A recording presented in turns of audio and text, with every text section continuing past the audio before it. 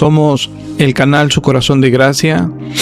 Como te decía, venimos hablando, tratando y apuntando a la doctrina de la justificación divina. Te decía que una de las metas es que tú dejes de mirar meramente un sistema y comiences a contemplar la belleza del Evangelio. La belleza del Evangelio.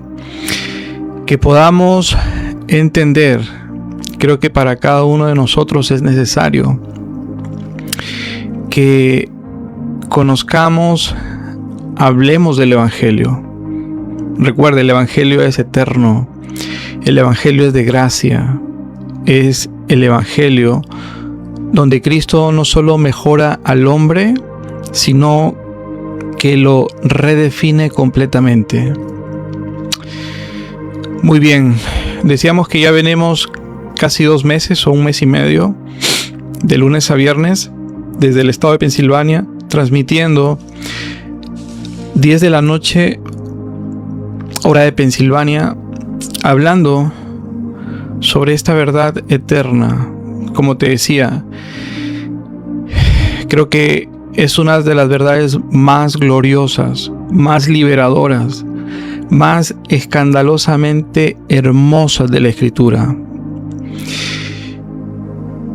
Es bueno que tú y yo apuntemos a esta belleza de doctrina, la doctrina de la justificación divina. Porque la justificación no es que Dios decide tolerarte. Es que Dios en Cristo te declaró justo. Y lo que tiene que despertar nuestra atención es que no es por obras, no por méritos, no por progreso moral ni madurez espiritual, sino por la obediencia perfecta de uno, Jesucristo. Jesucristo. Así que quédate con nosotros. Quiero que te prepares. Vamos a comenzar. Y permitamos que la palabra vuelva a hacer lo que siempre hace: revelar a Cristo. Y en Él, en la inmensidad de su amor y de la gracia de Dios, es que realmente está nuestro descanso. Bienvenido a Su Corazón de Gracia. Gracias a los que van compartiendo, gracias a los que están ahí. Ya días estamos bastante contentos que cada día que venimos tratando esta hermosa doctrina de la justificación por fe, Dios declarando justo al hombre a través de la fe puesta en la obra maravillosa, completa, satisfactoria de Jesucristo por el hombre, vemos que esto despierta en el ser de cada persona algo realmente nuevo. Porque estamos hablando y estamos tratando de lo más profundo del hombre. Algo que se diseñó, como hablábamos el día de ayer. Si no estuviste, te pido que vayas a nuestro canal de YouTube, donde hoy hemos comenzado a dejar todos los directos grabados, y podamos ver realmente con bastante paciencia, con detenimiento, conociendo más de lo que Pablo habla en Romanos 1:17. En el Evangelio se revela. ¿Qué cosa se revela Pablo en el Evangelio? La justicia de Dios. La justicia de Dios. No para condenar, sino para imputar. ¿Y en base a qué? A lo que Pablo le llama el Evangelio. La disposición amorosa del Dios Trino desde la eternidad, creando un plan a favor del ser humano, al cual iba a crear a su imagen y semejanza. Dios conocía que el hombre iba a caer, pero sin embargo, sí, Adik, así tal cual, su corazón de gracia, así lo encuentras en YouTube, y todos estos videos que vamos a hacer en los en vivos, vamos a subirlos para YouTube para que podamos también por ahí retroalimentar todo esto que vamos aprendiendo. Antes de entrar en lo de hoy, quiero que vayamos a lo de ayer, ¿no? Para que podamos ir un poquito en orden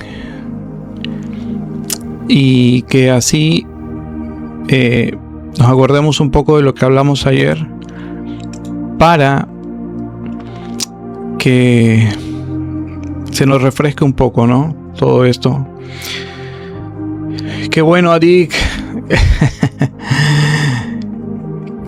Sí, no, estuvo bastante bueno, bonito. Así que ahí lo miras, te suscribes y nos sigues también. Entonces, gracias por estar aquí. De verdad,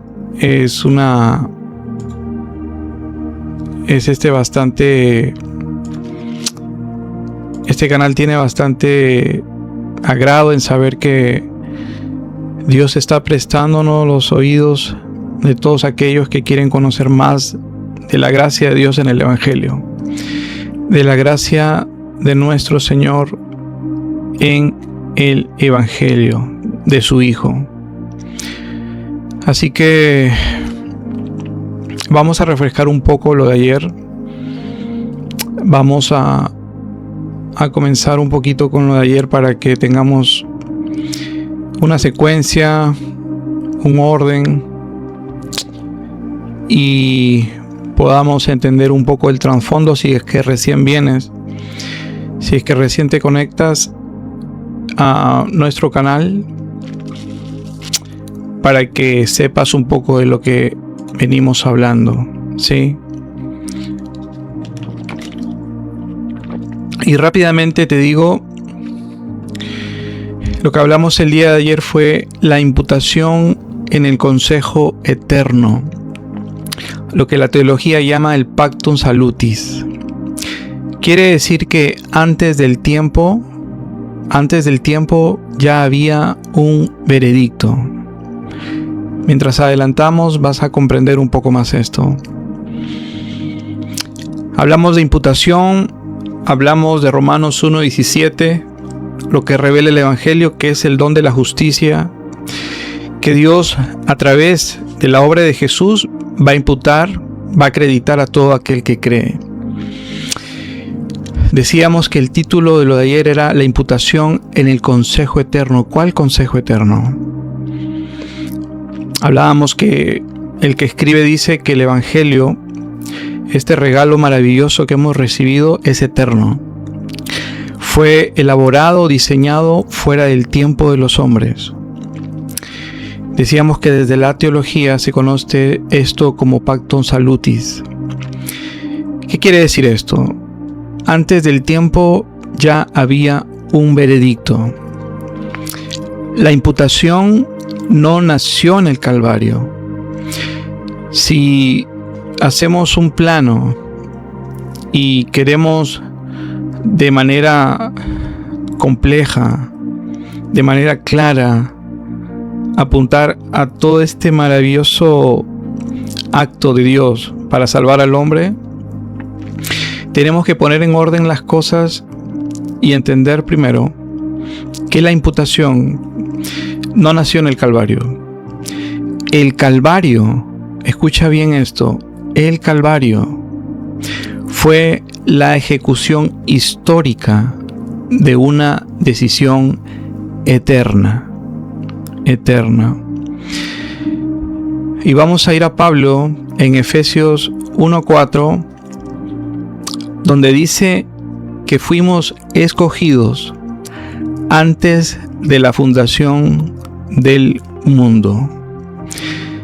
Está revelando el que escribe, Pablo, que la salvación no es reacción divina, sino propósito eterno.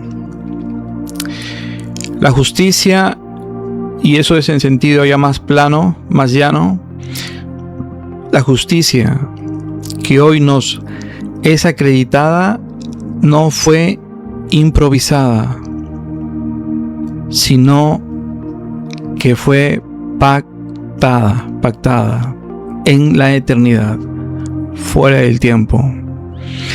Ahora, decíamos que a este consejo eterno la teología le llama el Pactum Salutis. Pactum Salutis. ¿Y qué es esto, no? ¿Qué es esto? Te decía que el Pactum Salutis es el pacto de la redención. Es la formulación teológica que describe el acuerdo eterno dentro de la Trinidad, donde el Padre decreta salvar, el Hijo se ofrece como sustituto y el Espíritu Santo aplica la obra consumada. Y lo que te cito a continuación va a ser eco, lo hemos escuchado como iglesia, pero quiero que apuntemos a lo que venimos tratando. Hebreos 10:7 dice: entonces dije, he aquí vengo, oh Dios, para hacer tu voluntad. Esto claramente nos deja ver que ya en la eternidad, la persona que manifiesta esta venida, siendo el Hijo de Dios mismo, nos deja claridad en que en la eternidad había un pacto eterno entre las tres personas de la divinidad, con el interés y propósito de salvar al hombre. Hebreos 10 no presenta a Cristo reaccionando al pecado, y eso quiero que seamos finos y que vayamos de acuerdo a la línea de pensamiento de lo que venimos mostrando. Hebreos 10 no presenta a Cristo reaccionando al pecado, sino viniendo en cumplimiento de una voluntad previamente establecida. En Apocalipsis 13:8 se habla del Cordero inmolado desde antes de la fundación del mundo.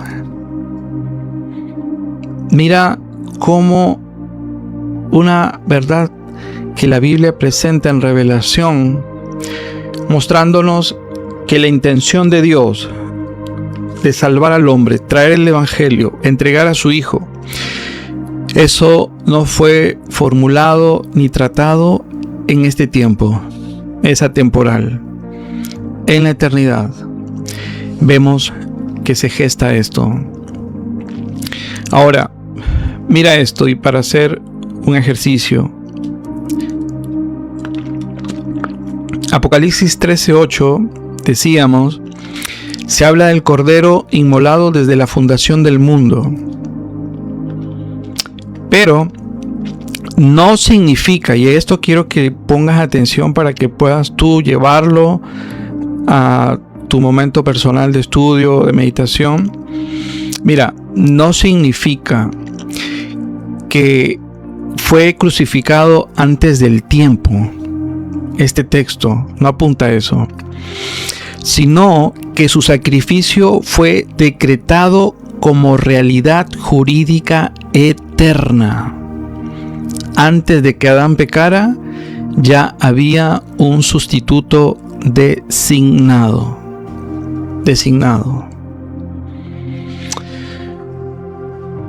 Qué grande es poder paso a paso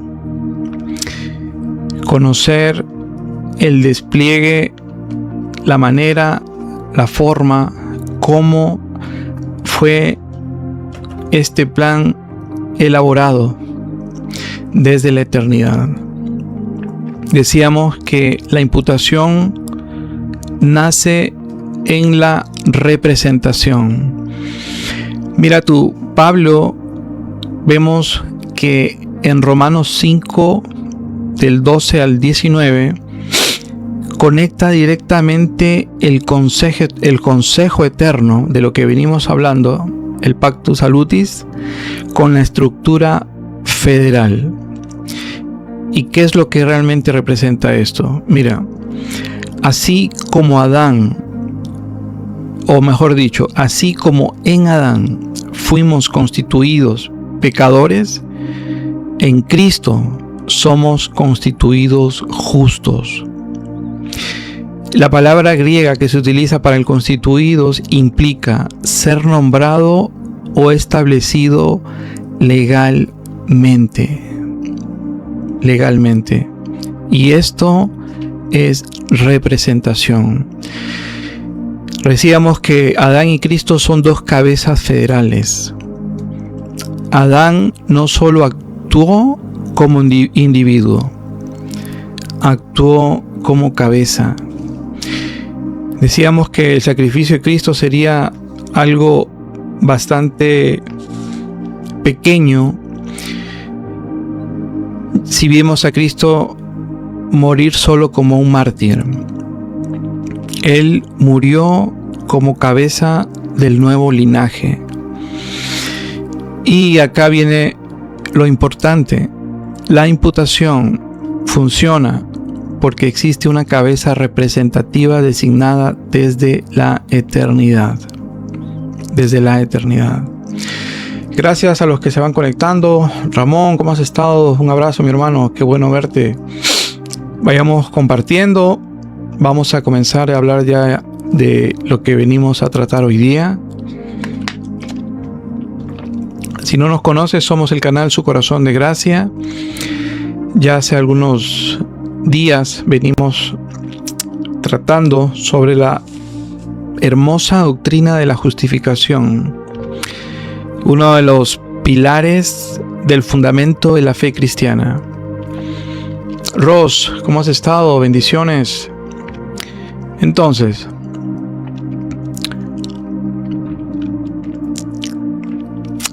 la cruz, para finalizar este segmento de lo que veníamos hablando ayer. La cruz es la manifestación histórica. Escucha esto. Gracias, Ros. Un abrazo. Es la manifestación histórica del veredicto eterno.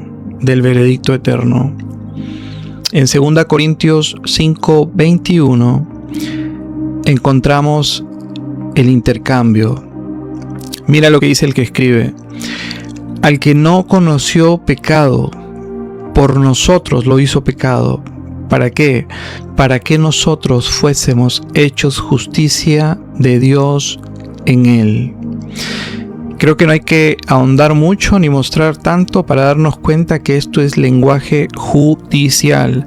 Repetíamos en varias ocasiones que Pablo, sobre todo en Romanos, utiliza términos o tiene que utilizar términos legales porque la justificación está fundada en su base por legalidad divina.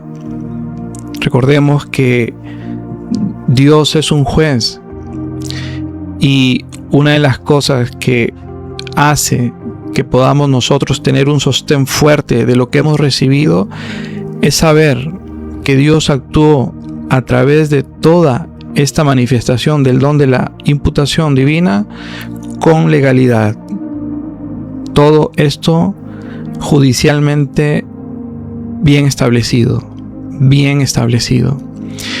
Entonces, el pecado fue imputado a Cristo, de acuerdo a 2 Corintios 5:21. La justicia fue imputada a nosotros. Pero y acá viene lo medular de este asunto. Pero ese intercambio no fue improvisado en el Gólgota. Fue la ejecución visible de un acuerdo eterno. Eterno. Cuando Jesucristo, nuestro Señor y Salvador, dijo Tetelestai, no estaba iniciando algo. Estaba consumando lo pactado. Lo pactado. ¿Y por qué esto cambia todo? ¿Por qué esto cambia todo?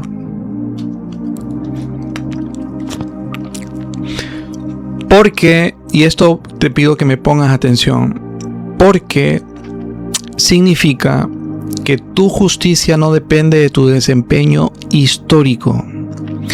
Tu justicia descansa en un decreto eterno cumplido en Jesucristo.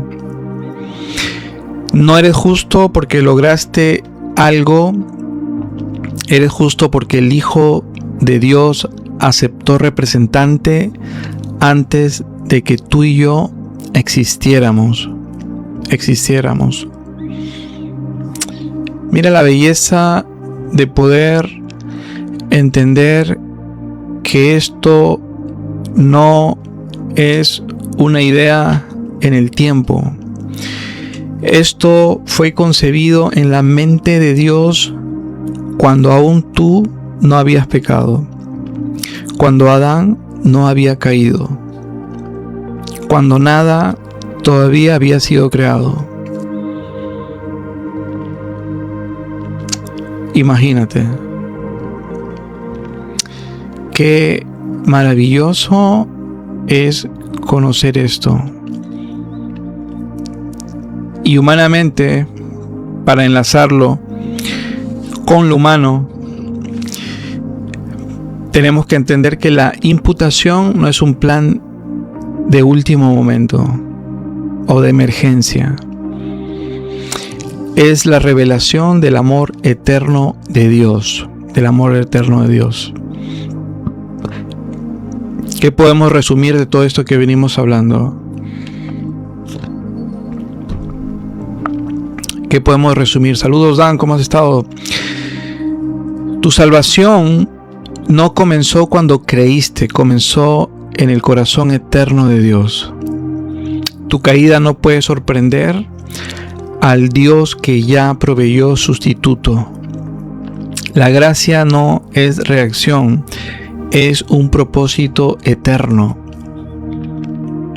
La cruz claramente no fue derrota, fue cumplimiento pactado. Y algo claro que tenemos que ver en esto es que esto no es ficción. La imputación no es una metáfora, es veredicto legal eterno a favor tuyo y a favor mío, de los que hemos creído en la completa obra que Jesús realizó en el Evangelio. Así es, Dan, muchas gracias. Entonces, claramente la imputación exalta la gracia, porque demuestra que todo siempre fue iniciativa divina. Y hasta ahí el repaso de lo que hablamos ayer. Vamos a ir a lo que de hoy día y espero que nos puedas acompañar. Estamos transmitiendo desde el estado de Pensilvania. Somos el canal Su Corazón de Gracia. Gracias por acompañarnos, gracias por seguirnos, gracias por visitar nuestra página, por visitar nuestro lugar donde cada noche podemos desde aquí hablar de lo que realmente necesita ser hablado, apuntar a la persona que realmente debe ser apuntada, y es Jesucristo y su Evangelio.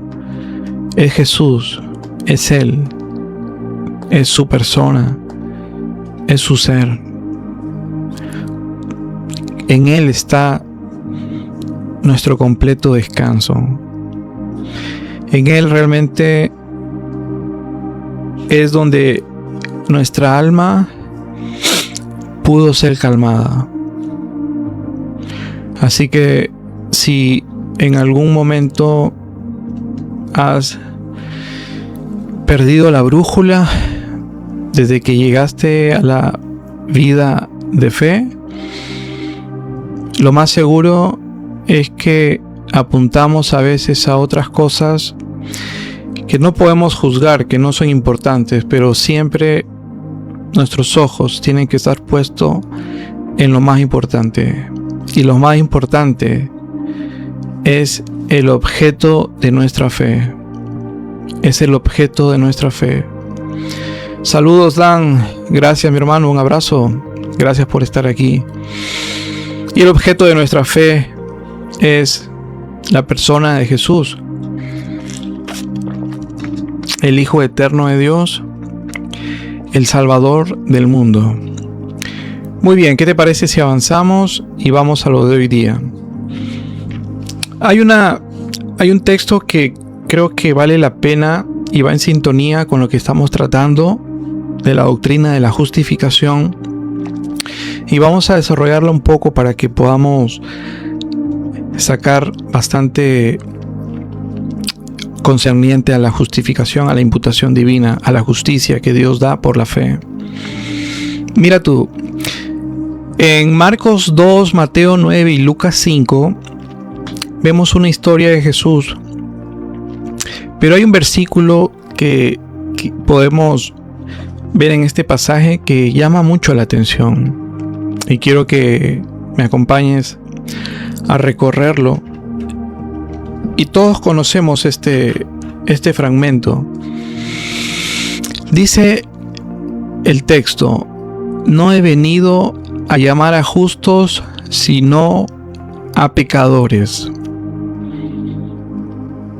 Recuerda que, y a veces hablábamos en algunos días, que lo que Jesús dijo narrativamente, Pablo lo desarrolló teológicamente, doctrinalmente. Eso es un principio que tú y yo tenemos que comenzar a ordenar, porque si tú o yo tomamos las palabras de Jesús fuera de un orden o de la línea de pensamiento de la fe o del evangelio, créeme que si no situamos las palabras de Jesús en el fundamento correcto, nos aislamos de lo que quiere decir el texto y a dónde apunta. Y ese error yo creo que lo hemos notado y pasa mucho.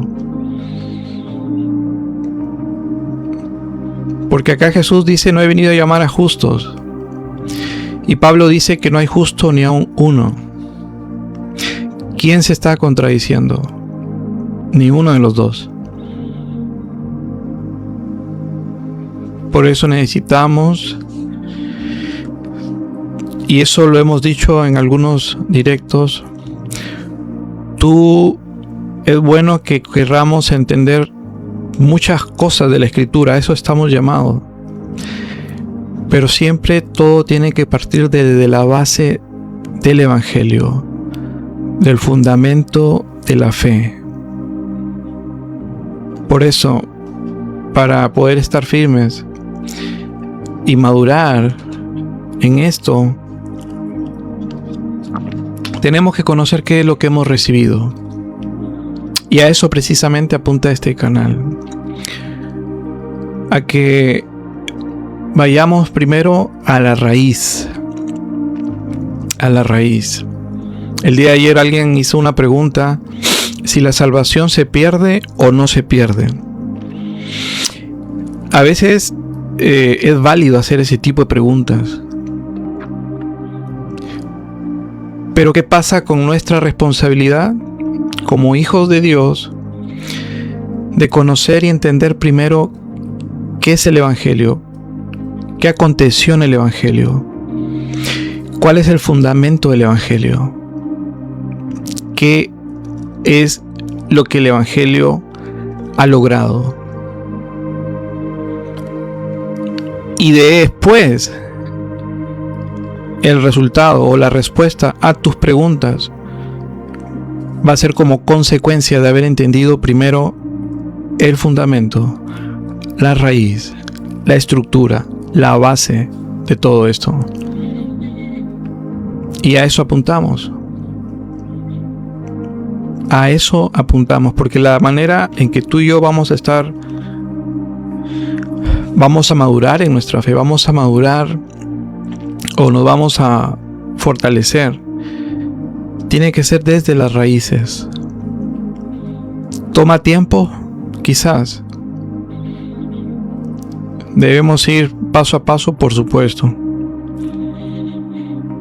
Pero si no lo hacemos hoy, ¿cuándo? A veces es cierto, a veces y pasa que decimos cosas de las cuales todavía no estamos convencidos. Pero yo te digo y te aseguro que si vamos despacio, entendiendo que la iluminación viene por la meditación y que eso puede tomar tiempo, pero es el camino más seguro para que tú y yo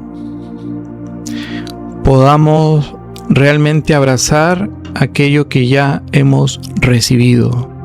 Porque no te estoy diciendo que no lo tengas. Lo que te estoy diciendo es que todavía no lo hemos abrazado. Así que el texto dice: no he venido a llamar a justos, sino a pecadores. Y vamos al contexto, ¿no? Que siempre es inseparable y es crucial en esta narrativa.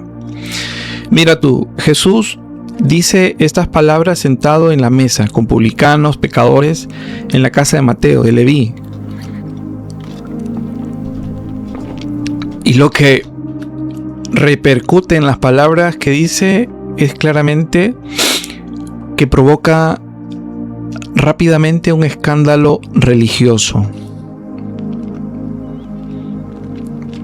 Gracias, Dan. En el judaísmo,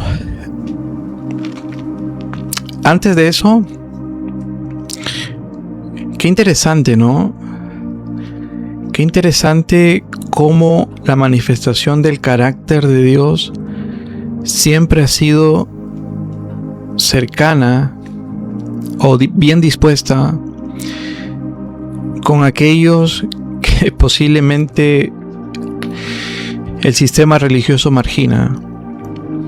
Pero bueno, mira tú, los fariseos que están presentes también en este lugar no cuestionan la moralidad de Jesús, cuestionan su comunión, porque Jesús estaba sentado con publicanos y pecadores.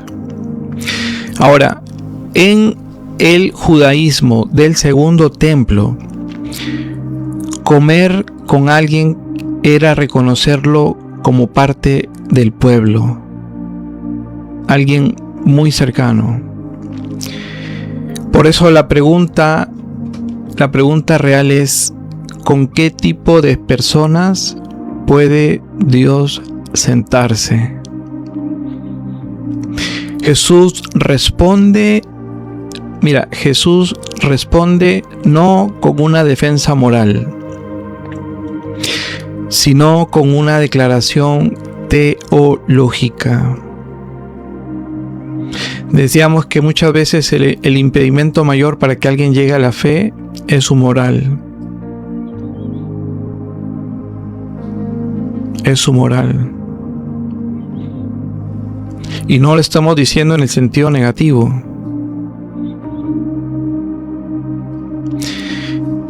El problema, y quiero que me sigas en esto, el problema, gracias Gerardo Bárbaro lo que dices.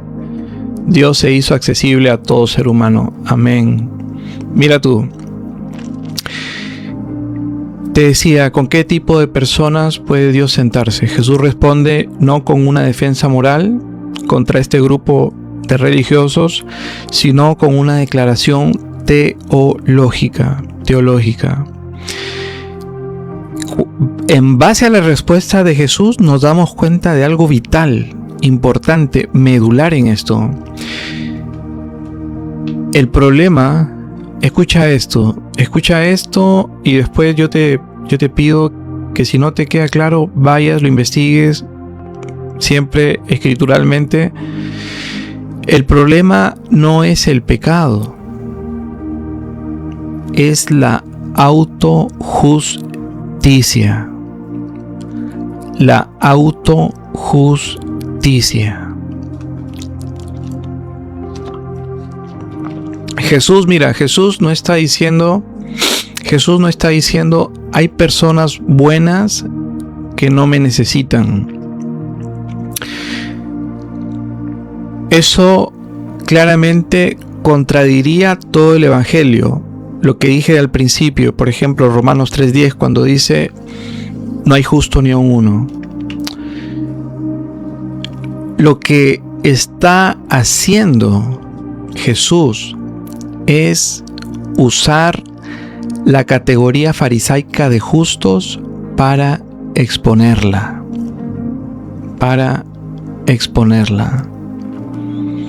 Abraxas, ¿cómo estás? Buenas noches. Gracias, Gerardo, por ese dato. Rose, antes la entrada al templo era ilimitada, ahora somos el templo del Espíritu Santo. Amén. Entonces, te decía que cuando Jesús dice, no he venido a llamar a justos, sino a pecadores, Jesús no está diciendo hay personas buenas que no me necesitan. Eso claramente iría en contra de todo el evangelio. Lo que está haciendo Jesús es usar la categoría farisaica de justos, porque ellos se hacían llamar así, para exponerla. Los justos del texto son los que se consideran justos, los que creen tener justicia propia, los que no se ven necesitados de gracia. Y esto conecta directamente con el texto de Romanos 10:3 que dice, porque ignorando la justicia de Dios y procurando establecer la suya propia. Ahora, algo bueno que también nos apoya de lo que venimos hablando en este punto, viene desde el análisis del idioma. Y aquí creo que se abre un poco más el texto. La palabra griega que se usa para justos es dikaios. Algunas veces ya lo he pronunciado, lo he dicho. No significa primero buena persona, sino el que está en una posición correcta delante de Dios, el que posee estatus de justicia. Por eso te decía que Pablo habla en términos forenses. En otras palabras, Jesús no está hablando de conducta. Jesús no está hablando de conducta. Está hablando de estatus delante de Dios. Estatus delante de Dios. Cuando Jesús dice, no he venido a llamar a justos, hay que entender algo de manera implícita. Él está diciendo de manera implícita, la llamada del reino solo alcanza a quien reconoce que no tiene justicia propia. Así de contundente. Cuando Jesús dice, no he venido a llamar a justos, lo voy a repetir, está diciendo de manera implícita: la llamada del reino solo alcanza a quien reconoce que no tiene justicia propia. Nadie puede ser llamado sin el don de justicia. ¿Por qué? La pregunta. Porque el reino no se entra por mérito, se entra por don, se entra por imputación. Y sabemos que todo eso es a través de la fe. Y el objeto de nuestra fe es Jesucristo. Y vemos que Pablo lo desarrolla. Romanos 4:5 dice: al que no obra, pero cree en aquel que justifica al impío, su fe le es contada como justicia. Jesús no vino a llamar a los que creen tener justicia. Vino a dar justicia a los que saben que no la tienen. Mira tú lo grande de nuestro evangelio. Mira esto. Jesús no vino a llamar a los que creen tener justicia. Jesús vino a dar justicia a los que saben que no la tienen. Y ahora encuentra sentido por qué Jesús estaba sentado con esos hombres.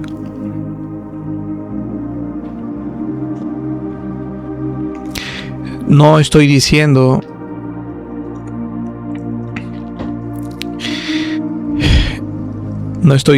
porque esos hombres venían de tal o cual estatus social. Estoy diciendo porque estos hombres claramente saben que no tienen justicia. Jesús no vino a llamar a los que creen tener justicia, vino a dar justicia a los que saben que no la tienen. Entonces, claramente vemos que el llamado precede a la justicia. ¿Qué podríamos decir, no? En la lógica humana, mira tú, en la lógica humana, primero, o lo que propone el sistema, ciertos sistemas religiosos, primero sé justo, luego Dios te llama. Pero en la lógica del evangelio, Dios te llama como pecador para darte justicia. Dios te llama como pecador para darte justicia gratuita. Darte justicia, llamarte justo. Un nuevo estatus, nueva naturaleza. Un espíritu regenerado, nuevo nacimiento. Dios te llama como pecador para darte justicia, como don, no condenación. Mira tú, por eso Jesús no corrige primero la conducta. Quiero que en esto vayamos despacio. Jesús no corrige primero la conducta, restaura primero la mesa y luego transforma la vida. La llamada no es a mejorar, es a recibir. Y si tú te das cuenta y comenzamos a armonizar esto, nos damos cuenta que esto es el evangelio. Esto es el evangelio. Sin el don de justicia nadie puede responder al llamado. El llamado no es a los mejorables. Es a los quebrantados, que saben que necesitan ser declarados justos. Ser declarados justos.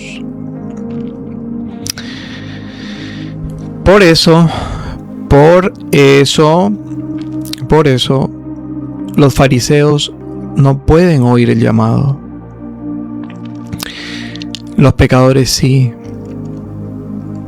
porque no defienden su justicia. Mira qué maravilloso es el Dios que tenemos. Jesús no vino a llamar a los que creen que están bien. Vino a llamar a los que saben que están perdidos para hacerlos justos por gracia. Y aquí viene lo... ¿Qué podemos decir? Lo escandaloso. Acá viene lo escandaloso. Si tú todavía pensabas esto de manera contraria, tienes que ubicarte en el Evangelio. El problema no es ser pecador. El problema es creerse justo sin Cristo. Te lo voy a repetir. El problema no es ser pecador. El problema es creerse justo sin Cristo.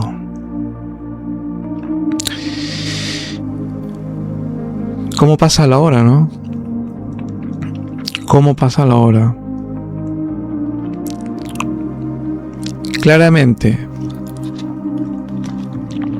este texto no exalta la inmoralidad. Nos recordamos de manera directa e inequívoca de la acusación que le pusieron a Pablo, los religiosos, porque pensaban que hablar de gracia y el don de justicia era darle al creyente licencia para pecar. Cuando tú entiendes que el fundamento de nuestra fe descansa en la gracia de Jesucristo, en el Evangelio, en la revelación del don de justicia como don, te das cuenta que la inmoralidad realmente no es el problema. Es como lo que te decía hace un momento. Si tú te cimientas, si yo me cimiento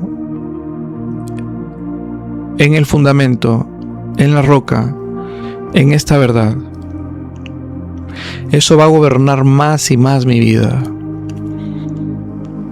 Y de manera que tú, de manera natural, sin esfuerzo humano, sin la mano de la carne, vivimos en una dispensación del Espíritu, donde los frutos incluso se manifiestan de parte de Él. Es un mover, es una economía distinta.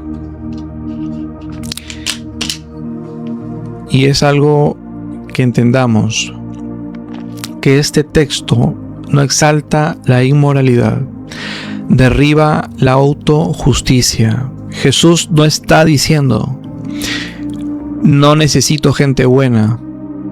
Lo que está diciendo, no puedo llamar a quien no necesita gracia.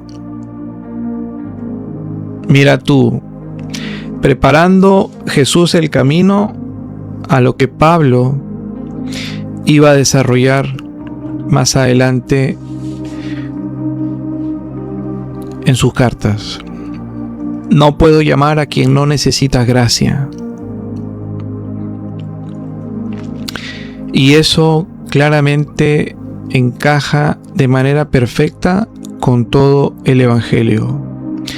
Con Pablo, con la cruz y con el don glorioso de la justicia imputada. Gracias por este tiempo. gracias por estar aquí cada noche. Hoy día 25 de febrero hemos estado hablando, refrescando un poco de lo del día de ayer, de la imputación divina y el consejo eterno. Y hoy día no he venido a llamar a justos, no he venido por justos, sino por pecadores. No he venido a llamar a justos, sino a pecadores.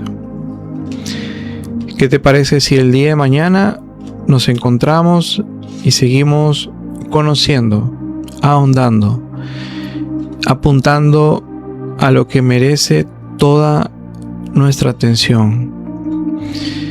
Y primero a la persona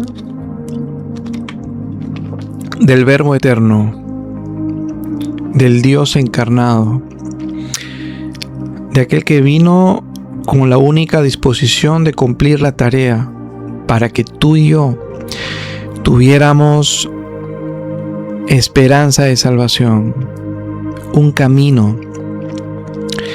Y no solo eso, recuerda que Dios, sabemos, dice que Él está en la luz inaccesible. Dice el texto que Él está sentado.